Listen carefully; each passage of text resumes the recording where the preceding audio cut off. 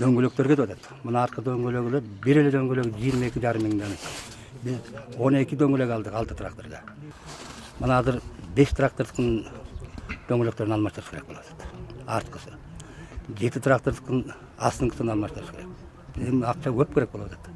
А бизде эч ким бизге эч жерден жардам бербейт. Баягы өзү тапканыбызды ошону менен эптеп окат кылып атабыз. Машина трактор станциясында 9 трактор 5 комбайн бар. Жер айдоо үчүн 7 трактор оңдодон өтүп даяр болду. Өкүнүчтүүсү бул тракторлор районго тиешелүү болгон 23490 гектар жерди айдап үлгүрө албайт. Жеке менчиктер болсо жер айдоо тарифин көтөрүп алышат. Мындан улам 2013-жылы Барс муниципалдык ишканасы ачылган. Бирок дагы деле техника жетиштүү эмес.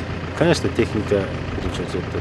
Техника болбосо авиадан алып келип алып, аны тайыз жерге себеп болсоң, анда начар түшүнбөйт. Жерди жакшылап иштетиш керек да, техника жакшылап иштетип берсе, анан дыйкандын акыбы болот. Эми менчик деген менчик экен, аларга эме тариф кое албайбыз. Биз өзүбүздүкүнө ошолордун менчиктердин баасын ылдыйратканга биз өзүбүздүкүнө коюп берип беребиз. Мисалы үчүн 1000 сом менен жерди айдап беребиз.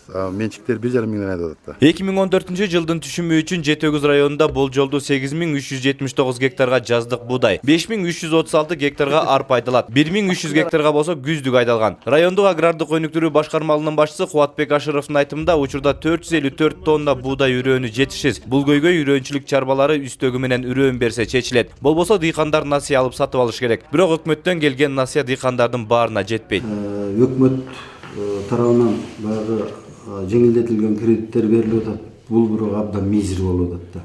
Мисалы үчүн ушул бизге өткөн жылы мынакей 56 миллион акча каражаты бөлүнгөн. Ошону бизден район боюнча бир 203 гана адам алды. Бул эми баягы бир бизде 87 миң калк бар районда. Ошонун бир какая-то бир 200 гана адам алып иштетип атат. Бул эми бир баягы өкмөттүк деңгээлде ушул кредит маселеси көбүрөөк чечилсе, анан баягы дыйкандарга жеңилдик болор эле.